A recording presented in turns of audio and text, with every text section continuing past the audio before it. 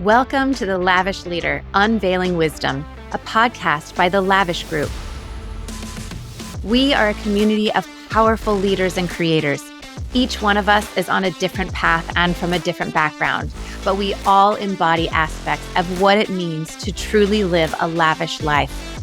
And we are here to share our stories. I'm your host, Dr. Erin Martin.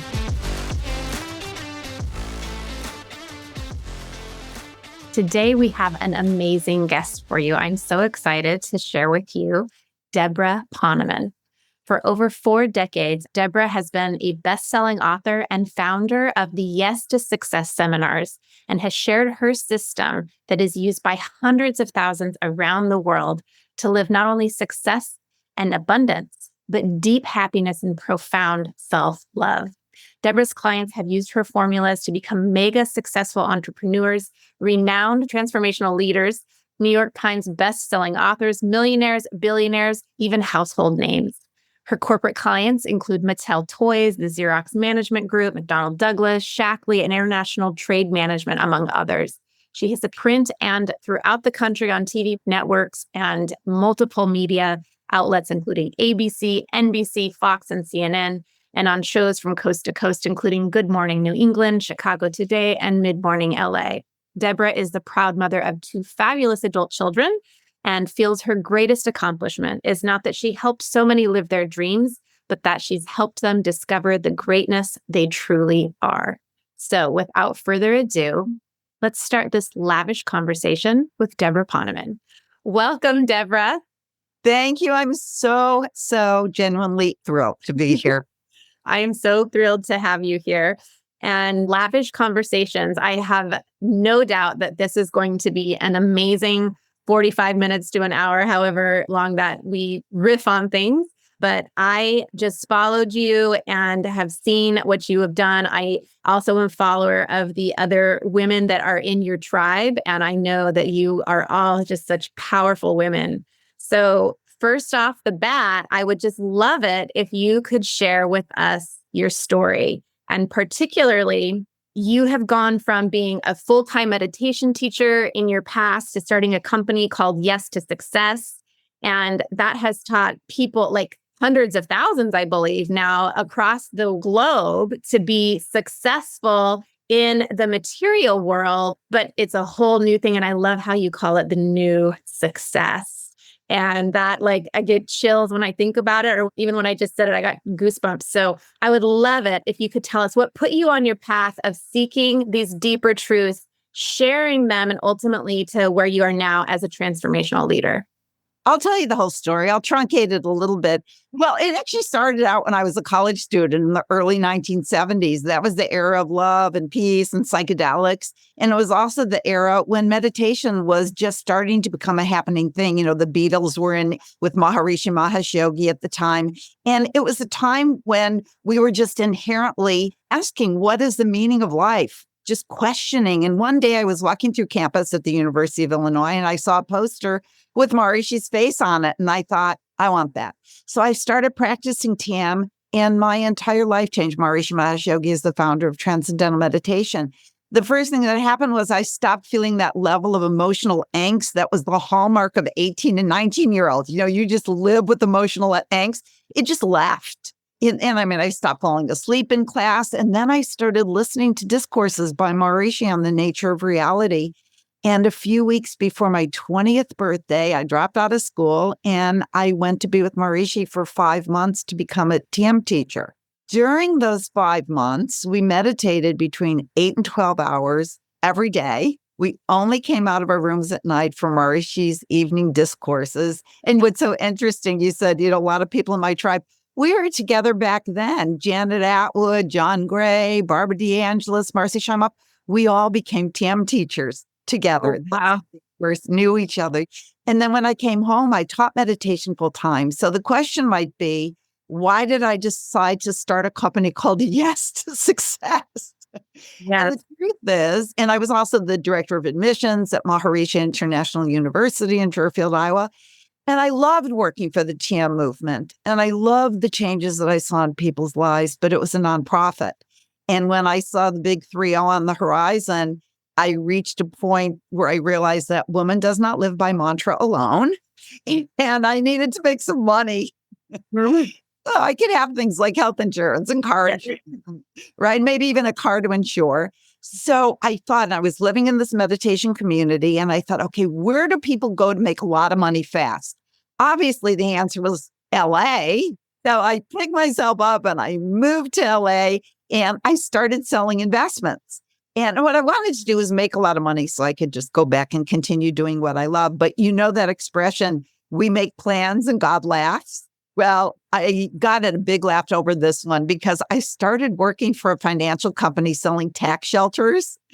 And I was so bad at it. I never sold one investment. Actually, that's not true. One, my dad, because my dad felt so sorry for me. But one day, a colleague invited me to the Learning Annex because also we know that why we think we're doing something more often than not does not turn out to be the real reason. So this colleague invited me to the Learning Annex for a money seminar. And this was 1980, and the man was talking about the law of attraction.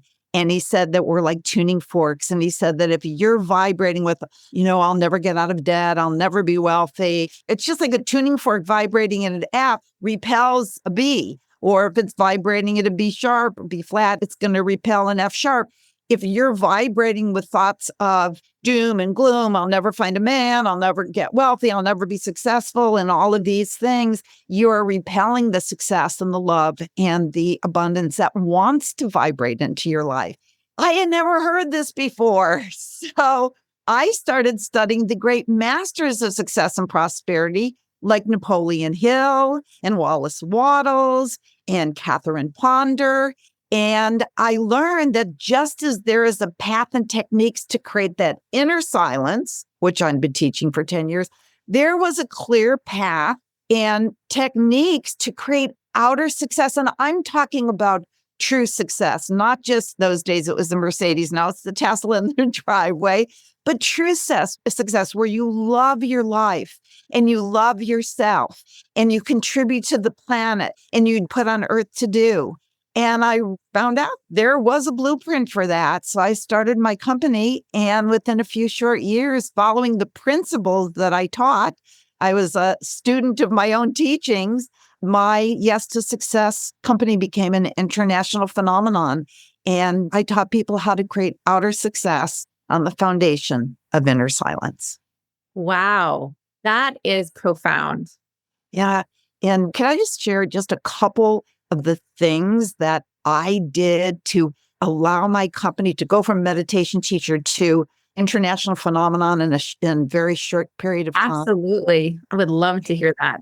I am just going to tell you some of my key principles. And one is that an idea comes to you because you're the one that's supposed to manifest it on the planet. I mean, I read a lot about you and I know a lot about you too. And I love how you had that idea to start the lavish lifestyle. It was almost like the creator whispered into your ear, do this now, because you're a doctor, natural health practitioner, Ayurvedic practitioner.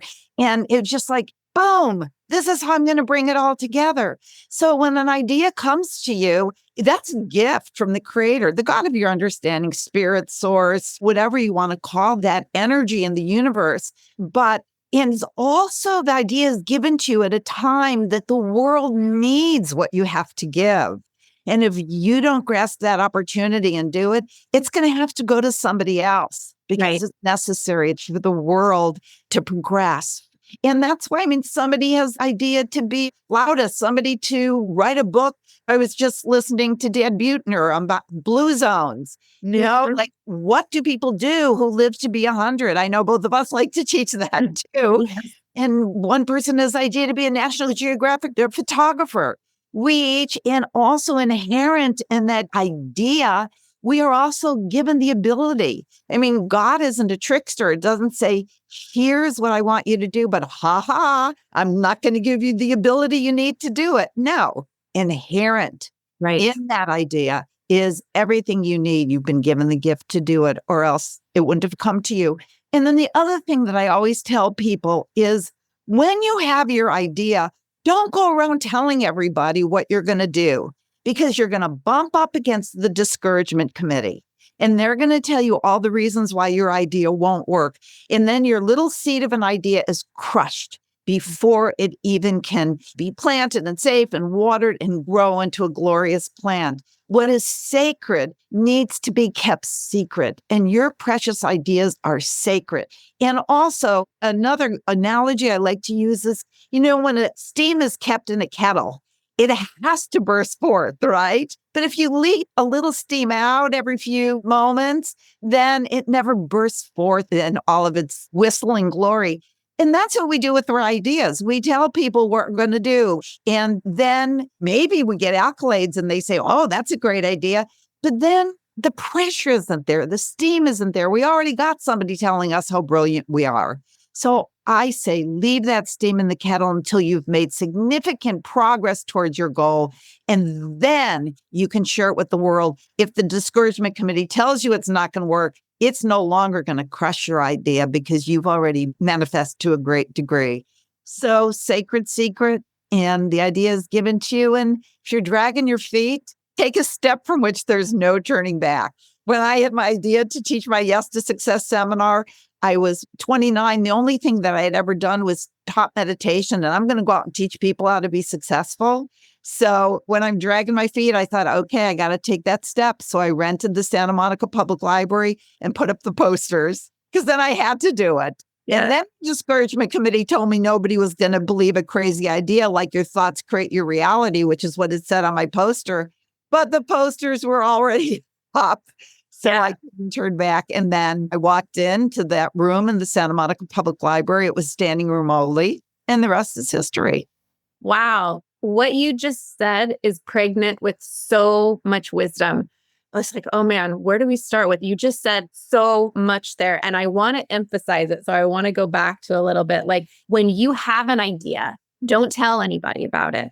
And I even want to go back to the word idea. How does an idea show up? This can be, in a lot of times, it's a desire. And so an idea can be a desire. And desire, I think particularly for women, is a hard thing to do because there's a lot of different cultural connotations that come with these, like, boy, that would be selfish. I would have to sacrifice this. What would people think? Like all of these things. And I always tell people, whether you think of it as an idea or you think of it as a desire, you're given that for a reason. And there's this divine desire. And I love how in your ebook, which is wonderful and is available for free on Debra's website, by the way, you talk about Dharma. I think that what you just said was so profound because for people who are quote unquote seeking and they've heard this word Dharma and it's kind of almost like very formal spiritual thing. It needs to be this big purpose for all of humanity. And you've made it so approachable when you talk about it is the ideas, it's the passion, it's the desire that you have, like you're talking about a flautist or a photographer, or what is that the creator is going to express through you. I would love it if you would maybe bring that to a usable form for people right here. I love talking about Dharma. Because living your Dharma, I mean, the word Dharma is literally translated as the way. People often use the word Dharma synonymously with occupation, but Dharma is really not just about your vocation, but the purpose or purposes for which you were put on earth, which is to use your God-given talents. My Dharma is to teach. Your Dharma is to be a doctor, like I say, or a Vedic practitioner, all the things you do, a metaphysician, a mom, where both of us have the Dharma of being moms. It's the DNA. Not everybody was put on earth to be a parent. I have friends who totally don't want to be parents, but it's the DNA we're encoded with to expand our fulfillment in life and make a contribution.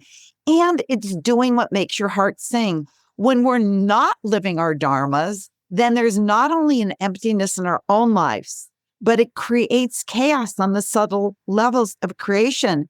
Because if you're a musician and you're not making music, or if you have magic hands and you're not a body worker or a healer, there's a pain that it causes on the planet.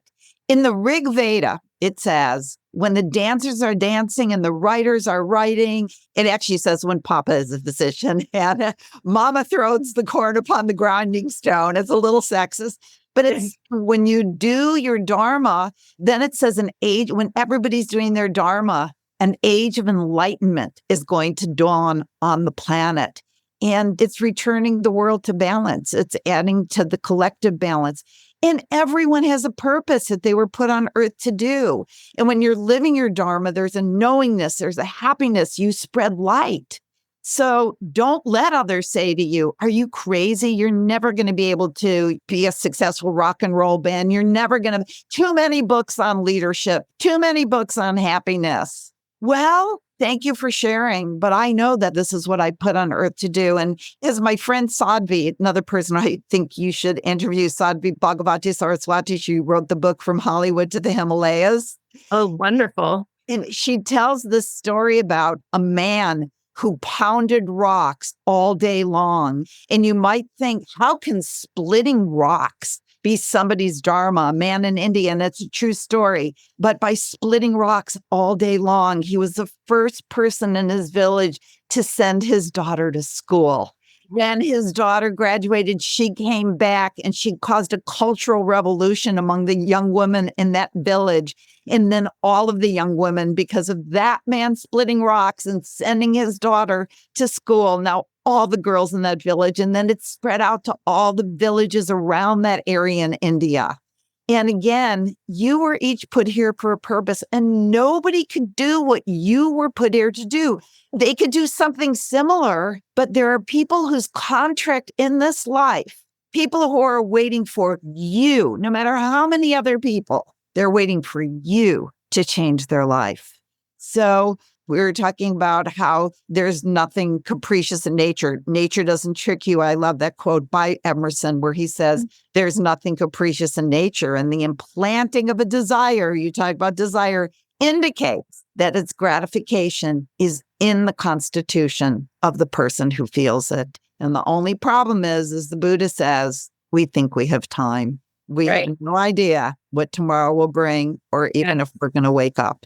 So that's what you're saying is so important. And I'm thinking about myself as a woman coming up through my career and having success and coming to the place where, what am I doing and who was I doing it for? And how many other women have, like you said, shared a desire, or because of how they were raised or fear of how it would be perceived, kept it to themselves and never did anything with it. And now 20, 30, 40 years later, they still have that inside of them. And they've created a whole nother life for themselves, and that something is pulling them back. I am certain, 100% certain, that in your 40 years or however long it's been that you have been doing this yes to success, that you have probably come across many people in that situation. Yeah. And you know why? Well, another great quote from the Course in Miracles is, don't be concerned with your own readiness. People think they're not ready. I'll do it when the kids grow up. I'll do it when I get the divorce. I'll do it when I get the inheritance. Course in Miracles, it says, don't be concerned with your own readiness. Just consistently be aware of mine. Oh, I get goosebumps every time. That is such profound truth. Like, we are not alone. And this idea, this kind of cultural conditioning that we've got to do it all ourselves. Yeah. And there is a shift, a transformation that can happen hugely when we do realize you're given something. And you're also, when you're given that desire, you're given that idea, to realize that everything that you need is given to you to accomplish this. And it's not always easy. And you have doubts and fears. And my friend Lisa Nichols, who's somebody else you should interview. Lisa Nichols, she puts it so eloquently. She says, it's not the wrong dream if you're afraid. It's the right dream because you're afraid. That's where most people get stopped. But your dreams have to be bigger than you. You have to leave this world a better place because you live there. And she also says, and if you think, I can't do this, you're right. But you're not doing it. Like you just said, there's a higher power that's working through you. And if a dream burns in your heart, that's because you're supposed to move on it. So move quickly enough to keep the momentum going, but slowly enough to continually hear the guidance of the higher power, your inner voice. That is so key. That is the balance. And that's the perfect amount of momentum that you're talking about. And something just dropped in for me as you were talking about There's a lot of attention being given to the loneliness that successful women feel at the top. And I'm wondering if you've experienced this yourself and how you've approached it. And then also, maybe you could talk to us about if you have experienced it, or either personally or working with people, what do you feel can help us shift this paradigm? Well, to be perfectly honest with you, I totally don't feel lonely because I live the principles that I teach. And I have many friends, people names your listeners would know. And you know why we're not lonely? Because we lift each other up. We know the law of abundance. We don't compete. We collaborate. We support each other. And I'll give you a great example. Just a couple days ago, our friend Shelley Lefko, her book, Hitting the Wall, based on her work of limiting beliefs, came out. And we have an organization called the Transformational Leadership Council. It was started by Jack Canfield. And these are people with huge platforms. And we have a little WhatsApp group. And Shelley said, my book's coming out tomorrow. Everybody, not only all day were we cheering her on, you go, girl, you're number one in 10 categories, you've broken 1,000. But we all mailed to our lists and we texted our communities and we called our friends because we all have plenty of success to go around. If she is a best-selling book, it doesn't take anything away from our ability to have the best-selling book. In fact, it's the law of karma. You're good to someone else, that goodness is going to come back to you. Actually, I'm going to tell you a story, which I don't think you know. You know Marcy Shimoff. She's been on your show. And well, first of all, let me tell you how I met Marcy. Okay. I was teaching Yes to Success back in the early 80s. And this adorable little college student comes up, but she's like, I want to work for you. And I'm like, I vaguely remembered her because we knew her vaguely through the transcendental meditation movement, but not well. And she came and I said, well, you're in college. She says, I'm going to quit and I'm going to work for you. One of the keys to becoming successful in life and also to being there for your peeps is knowing that the person standing in front of you is always the most important person in the world in that moment. I mean, so many people we're sharing our hearts with somebody and they're looking around the room to see if there's somebody more important. You ever been in one of those? Right? Yeah. Seeing if there's someone more important to talk to. So Marcy's in front of me. I know what Gandhi says, if you can't see God in the next person you meet, you need look no further. And I'm looking at this cute little girl bouncing up and down saying she wants to work for me. And I listened to every word she said. I didn't look around the room. And the ideas she was sharing, they were brilliant. And I said, well, I don't know if your parents are going to like you quitting college to come work for me, but sure, I'd love for you to work for me. She did quit college. She did become my secretary assistant.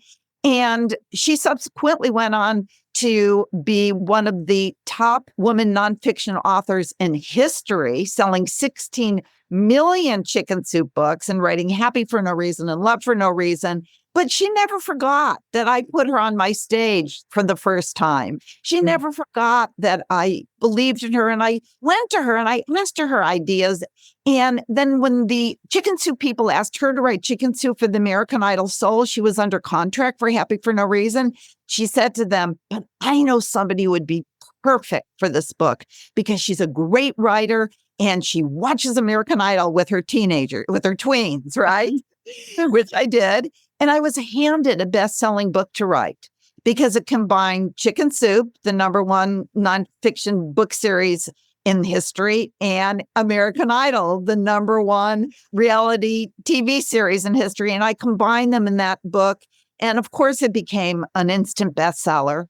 But it was because we look out for each other. Yes. And then there's one more point to the story. And then years later, because I took off 20 years to be a full-time mom at home, we could talk about that later. But when I came back, when she heard I was coming back, she grabbed me and said, I have this idea about something we should teach about miracles. And we put together this program called Your Year of Miracles. And we did it together for 5 years. And then I decided that I wanted to go back and teaching Yes to Success. And everybody wanted the dirt. Oh, why did you leave? Why did you and Marcy split up? Why? It doesn't have to be that way. I cheer and now it's 5 years later, and she's been teaching it with Dr. Sue Morter and Lisa Garr. And I am your Year of Miracles biggest cheerleader But I'm pursuing my Dharma, which is teaching yes to success. And of course, my ageless course. And she's doing, and there's no dirt. Right. She's my beloved. She will always be my beloved. But that's what we have to do. We have to support each other and lift each other up and know that when we do that, it won't be lonely at the top. You'll have your sisters all around you. That is so true. I love that story. I got chills like 3 times. I think that the big points that you said is there's enough to go around. And number 2 is just because somebody else reaches their dreams, has success, does not mean that there's any less for anybody else. And we have to remember we live in an infinite universe. Abundance is infinite.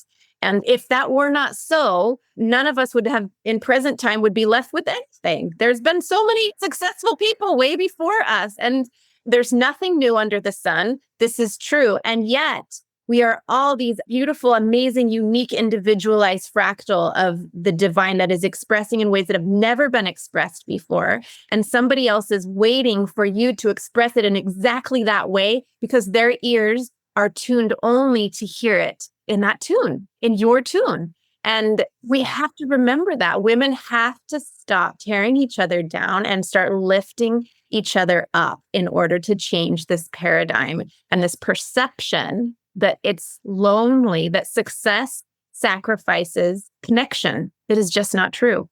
I'll tell you one other quick story. When 20 years, full-time mom at home, and the person who kicked my butt to get back on the speaking circuit was Janet Atwood, who is the founder of the Passion Test. And I remember one day she said to me, Debbie, when are you going to stop pretending your kids still need you and get out on the speaking circuit because the world needs you? And I thought about that for a second, of course. And I thought, well, yeah, they are 21 and 18. They really don't need me to read them Harry Potter anymore. And I really thought about it that I knew my kids didn't need me, but I kind of needed them because one, I love you, mommy was worth more to me than, 1,000 standing ovations. And it still is, but she was right. And I said, okay, you're right. And she said, good. And she went out and got me my first couple of speaking engagements because nobody knew me. I'd been gone for 20 years. And she gets me a speaking engagement for this company in Canada. And I said, Janet, you and I speak on basically the same thing, having success or living your passion. And I said, and you get me the speaking engagement. And what if they like me so much that they don't invite you back? And she said, then I'll find another better speaking engagement. Wow. Friends like that are golden. Don't you just love friends like that? Like they tell you when your butt looks big in a pair of jeans and they keep your butt when they're like, girl, you're procrastinating. Get yourself out there. It's enough. That's so wonderful. Well, you bring me right to my next question because you essentially walked away from all of the success that you had created. You were on the verge of having your own daytime TV talk show. Your Yes to Success book was in the hands of several New York publishers, and you walked away. Can you tell us how you came to this decision, what that was like for you, and if there is anything that you wish you had done differently? That's a good one. Well, I did walk away, but I didn't really come to a decision. It decided me. Because yes, I was at the top of my game. I was about to have a TV show. My promoter in Southeast Asia was waiting for me.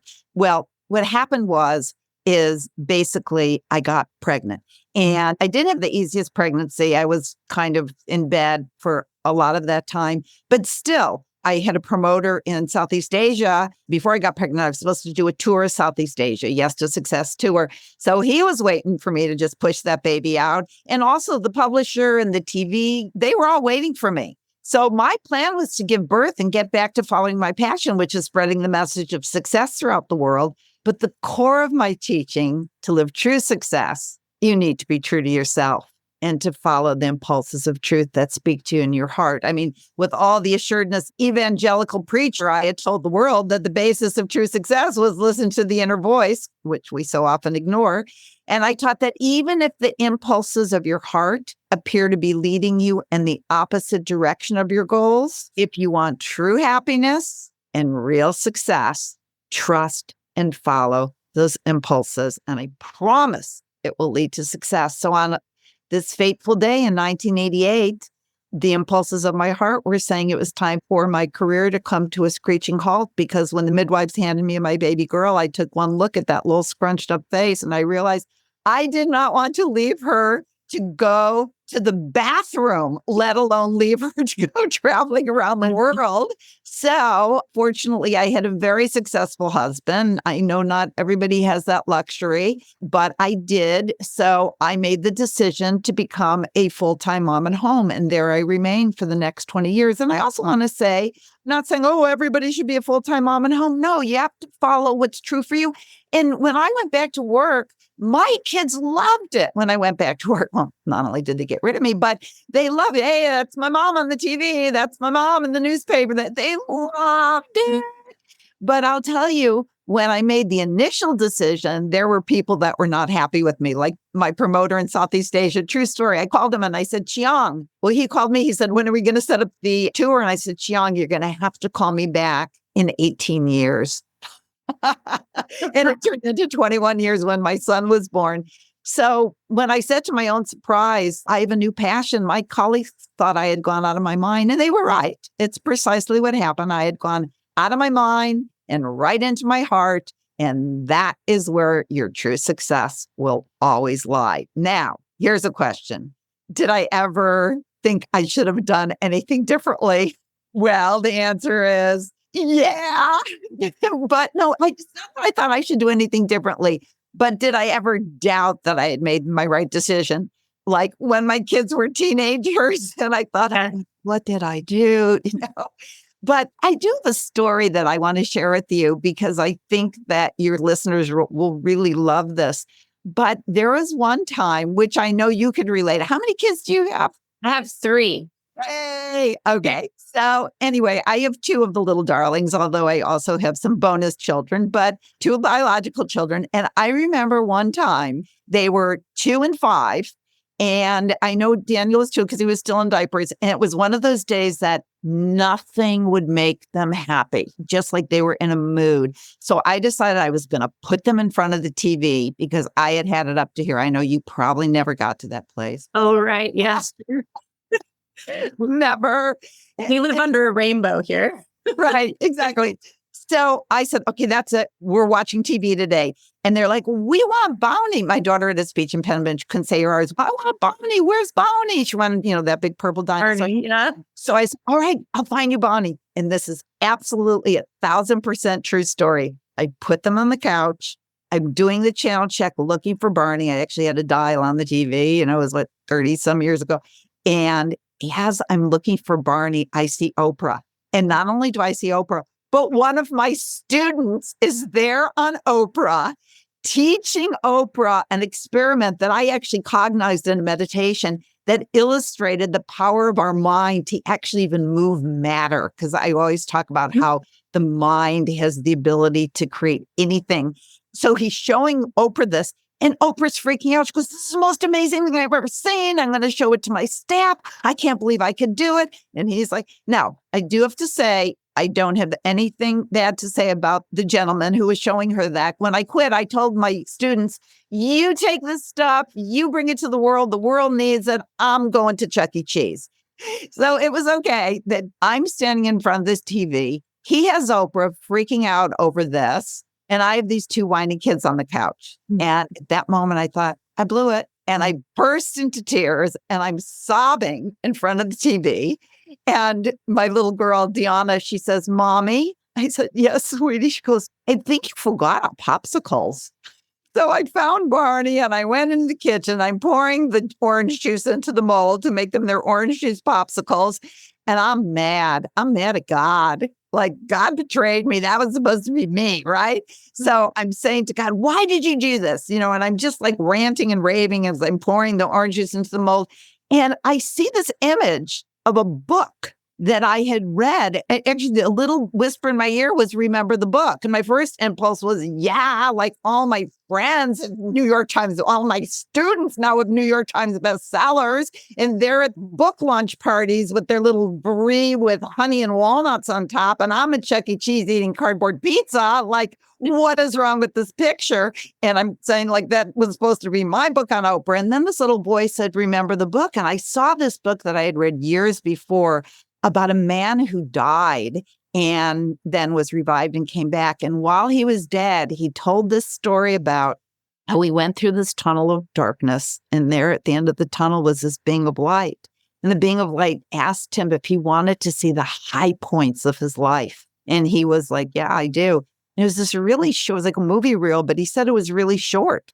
It showed him how to swing a baseball bat, dancing with his daughter at her wedding. And he's like, but what about when I brought my company, started to be trading on the Dow, whatever, I don't know. What about when I built the factories in Japan? And Being of Light said, all of those moments glorified you. And then the being of light said, would you like to see the life of somebody else who just passed over? And kind of he said, yeah. And in this book, it said these curtains of like golden light parted, and they're sitting on a throne of golden light, surrounded by a host of angels, was the woman who used to take 3 buses to clean his house.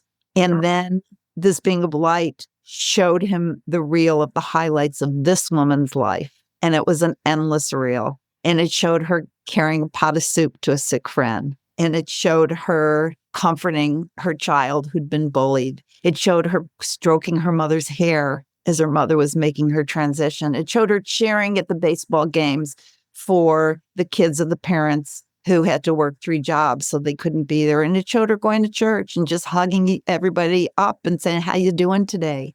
And then the being of light said to the man, when you get here, you discover that the only thing that really matters on earth is how much love you give. And with that, I put those popsicles in the freezer. I went back into the living room. I sat between my 2 kids and I just forgot about the books by Napoleon Hill and Wallace Wattles and Florence Scovel-Shinn. And I just surrendered to learning from my 2 greatest gurus, which of course are the gurus who call me mom. Yeah, that is a beautiful story, Debra. And I can tell that it's still, you can feel gravity, but in an uplifting way of your decision and doing that. And I have a similar story. I have 3 children. One of them is 17. He's in his last year of high school. He's about to leave, and have a 5-year-old and an 8-year-old, 2 little girls.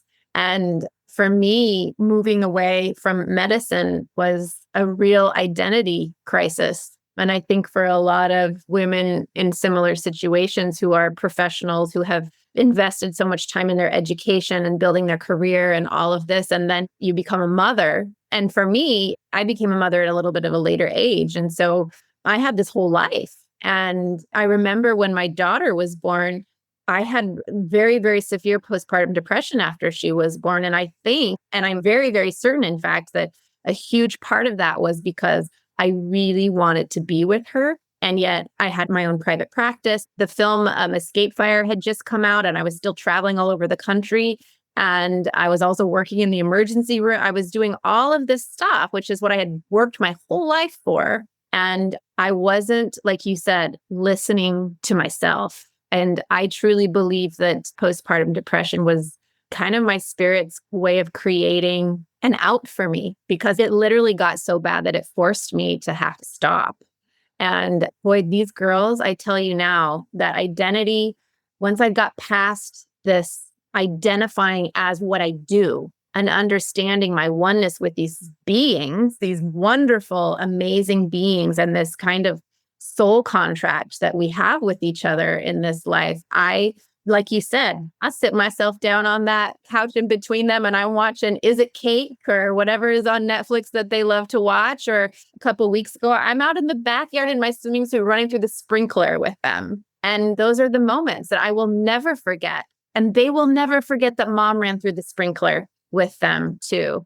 And just as you're saying, the way you did it, you came back after 20 years.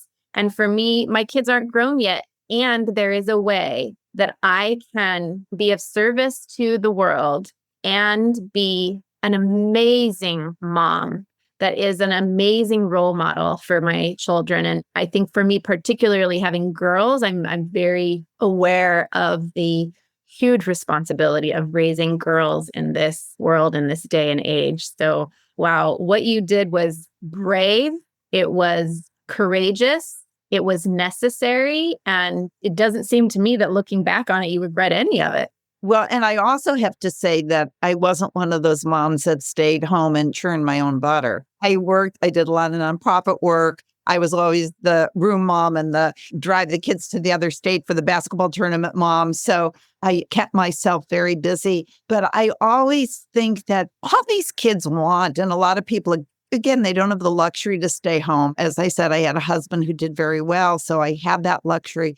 But I think the most important thing, now that we're just off on this parenting thing for a bit, is giving the kids attention where you're not distracted. Like running through the sprinkler with them, which these two little girls, 5 and 8, I can't even imagine how precious they are. And like you say, those are the moments. You don't have to be with them 24/7. My kids were like, okay, bye, Mom. We could read Harry Potter ourselves. Bye-bye. But, looking at your phone or answering your while just full attention and those moments of fun. I just took my 32-year-old son and one of my bonus sons and his son, because we had kids that came and lived with us later, and his 6-year-old son. We went to Disneyland a couple weeks ago. And for 2 days, I did not answer a text, an email. I just gave my full attention to my boys. And it was 2 of the best days I ever had in my life. And we loved Disneyland, but I think they loved having Mama Debra's attention just completely on them. Absolutely. And when I was running through the sprinkler, it was like 10 minutes, but that was the 10 minutes of their day. And then after that, they were fine that I had to come back into my office and do some other things. And it is intention. I know we're talking about parenting, but if we talk about success and significance, which is a topic that both you and I love to talk about. This is one of the things, like significance beyond success is one of the things I like to talk about. This is how we define true success. Like it's those moments. So it's our children. It's that story that you just talked about, that man looking back or being shown somebody else's life and those highlight reels of life. Like success with your seminars, you've talked with people about how to be successful in this world. And yet it's really, you said, well, it's that inner silence. It's that where the real meaning of success is really a very significant thing. I love that significance beyond success. I hope you copyright that. That is so brilliant. And for me, true success means exactly what we're talking about, staying true to a deeper sense of purpose, a sense of who you truly are. You are changing lives in so many ways, and yet you take that time to be with your kids. And that's staying true to your purpose. And we don't just have one purpose. And you have a choice at every moment to do what you believe is right in your heart, or to look good or betray yourself. It means having the courage to pursue your own journey, even in the face of fear, making the choice at every moment and choosing to trust, choosing to be kind if you choose to do acts of goodness, if you choose to lift other people up. The universe is going to take care of you. You know, the renowned Swami Vivekananda, he said, the great secret of true success, of true happiness is this: the man or woman who asks for nothing in return, the perfectly unselfish person, is the most successful.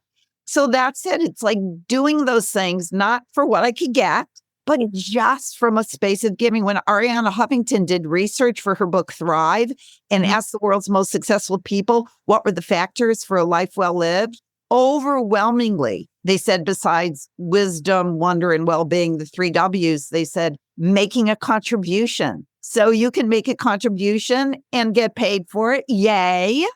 Or, you could also just do random acts of kindness. But I think that's right on, that making a contribution is true success. And of course, success is a journey. It's not a destination. It's, again, we don't know if we're going to wake up tomorrow. So enjoy every step towards your goals. Yeah, you can have goals, but reaching the goal is often a disappointment. Actually, my friend who had, I'll tell you one other very quick story. It's about Marcy. Marcy's goal was always to be an author rock star and to speak on the stage in front of thousands. That was her goal. And she was very upfront about saying that was her goal. And when she wrote Chicken Soup for the Woman's Soul, she became an author rock star. It catapulted her to superstar status. It was #1 on the New York Times bestseller list for weeks. And she talks about the story of when she was at the Hyatt in Chicago at McCormick Place. And she was speaking to a convention of 5,000 women. And afterwards, she had to sign so many Chicken Soup books that they had to have a hand masseuse because her hand was cramping. And everything that she wanted, that was the day that it all came true. And she went upstairs to her penthouse suite, the presidential suite that they had given her with the 360-degree panoramic view of Chicago. She's standing at the window and she burst into tears and she threw herself down on the bed and sobbed because she didn't feel any different. Success doesn't have anything to do on the outside. And that's the moment when she figured, maybe he told you the story, I got to figure out what is the key to happiness because this sure ain't it. So success is self-love. Success is loving what you do. Success is not a goal. Success is running through the sprinkler. Yeah. Is this a successful moment? Is that presence there to be significant? So beautiful. Well, I want to wrap this up with talking about this new endeavor that you are on. And I love this because we're talking about these decades that you've spent with this focus on these things that you were doing with Yes to Success and the Year of Miracles and meditation and all of this. And now this is one of the wonderful things about being able to tune into yourself and to be true to yourself is that you can pivot and it's okay. You can be like, I don't want to do that anymore for no other reason than I don't want to do it anymore. And I'm going to go do it over here. So your new seminar company, Ageless, Anti-Aging for Your Brain, Body, and Future. Will you please tell us about this? This is an area I also love. As you know, I was many, many years in functional and integrative medicine. This is the cutting edge. And I'd love to hear what you're doing and have you give us some tips.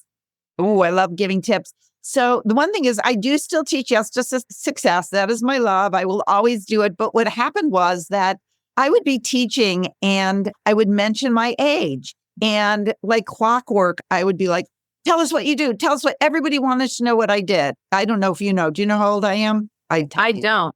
Well, I'm going to be 72. Oh, no, Okay. And this is really me, just by the way, it really is me. So I would have guessed at least 10 years younger than that. yeah, well, that's the only reason I'm saying that is because I know what year you graduated from college. Okay. Because of how you look. Right. And so people would say to me, you have to tell me because your skin, virtually no wrinkles and unlimited energy. And I said, all right, you know what? Maybe I'll teach a seminar on it. So I called a friend of mine. We went to Washington University in St. Louis together, and she went on to Harvard and did research on anti-aging. Mm-hmm. So I called Ronnie. I said, Ronnie, I have this idea. We have got to put together a seminar and you could do the science. And I know how to teach seminars. Let's teach people how to slow, stop, and even reverse aging of the brain and the body. She was all in. And now it's been years, I guess maybe 4 years that we've been teaching these seminars to thousands of people. And everything we teach is holistic because, you know, as the pharmaceutical industry is racing for the cure for like Alzheimer's and dementia, it ain't working because everything they introduce has 1,000 side effects that are much worse than what they're trying to cure. But there are so many natural remedies, which is what you teach for turning back the hands of time, for brain clarity, for body strength. And I could share a few. Here's a good one. We'll talk about sleep. A lot of people think that it's how many hours you sleep. And it's good to sleep at least 7 hours, but really for anti-aging, it has more to do with when you sleep because our bodies are still like the cavemen and we start producing HGH, human growth hormone, when it gets dark out. Because the cavemen, they didn't turn on the electric lights. They had to go to sleep. So that's when our body starts producing HGH, which gives us strong bones, good musculature. It gives us aerobic endurance. It gives us mental clarity. It's great for our skin. HGH, human growth hormone. But the greatest amount of human growth hormone is produced between the hours of 10 and 12.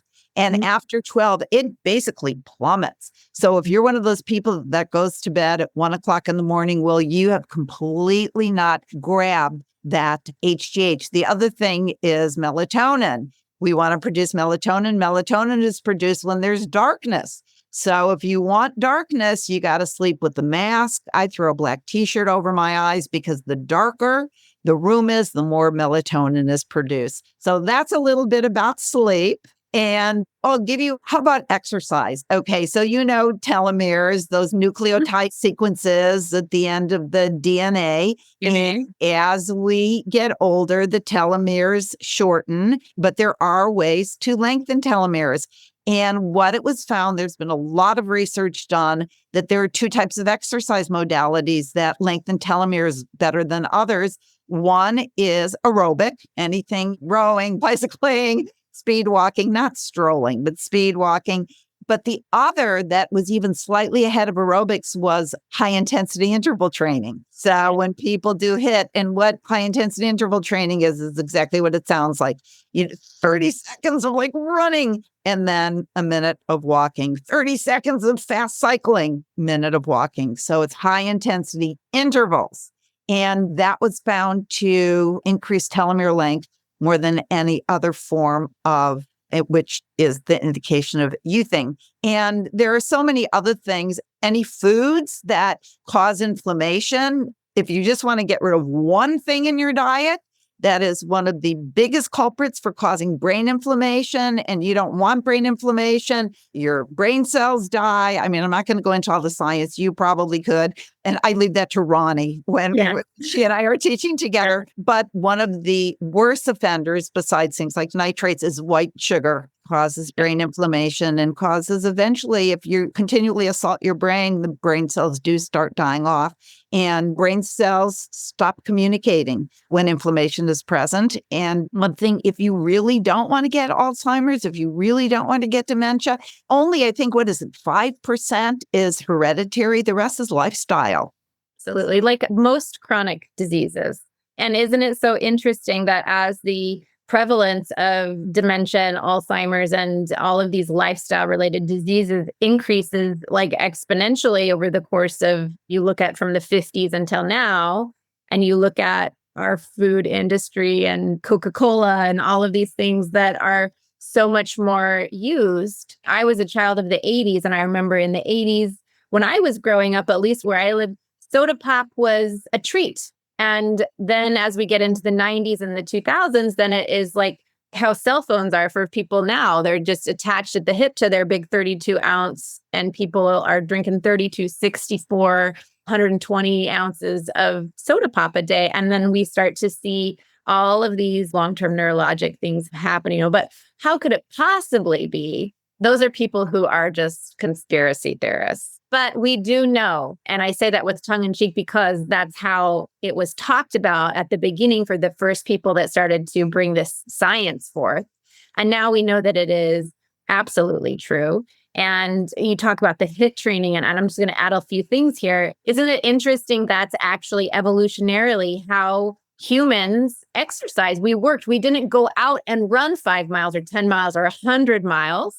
Our bodies aren't made for these like ultra marathon things. Our bodies were made for these small, intense bursts of exercise. And it's not just because, you're being chased by a tiger, run. Our body has adapted that is actually how we slow our aging down. That actually lengthens our telomeres, which slows aging. And when you sleep from 10 p.m. to 12 a.m., those high levels of human growth hormone, that's ancient. I mean, Ayurvedic medicine, the oldest form of medicine in the world, says you need to be asleep by 10 o'clock. If you're awake during the Vata period of the night, which is that ungrounded period of night, begins at 10 o'clock, at night, you miss out on deep sleep. That's what their science was.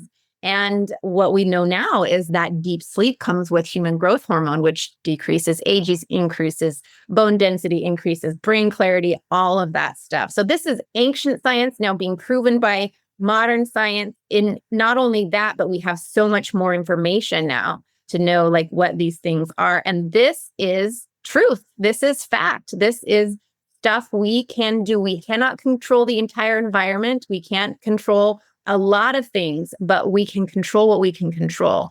We can control what we eat. We can control when we go to bed. We don't need to binge Netflix every night before bed. And we can control and have intention and routine and plan for exercising. And it's this body temple, this taking care of this is so important. I tell people this houses your spirit in this lifetime. Why would you not want to take care of it? Everyone's so afraid of dying. Yes. Oh, I love talking about this stuff. This is wonderful, Debra. I'm so excited that you're doing this.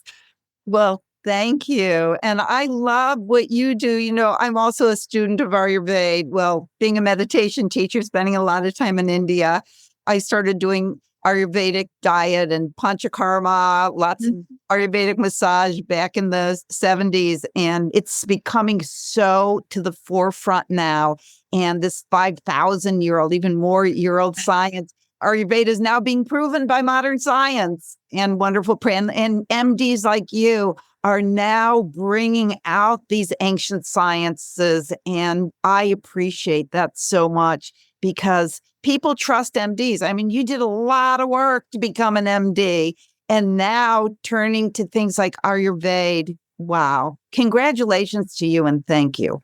Thank you so much. I think that just to throw back something at you, that a woman with your platform and your following, your Dharma, all of that, to not just talk about success is like, I love how you said in one of your books that you were having this kind of inner conflict when you decided you wanted to talk about success because you were afraid it was going to be construed the wrong way. And it wasn't what you meant by success. And yet you've had so much worldly success from talking about these other things. And you're bringing these other things in there. You're using your platform to help people in whatever way that is being spoken to you.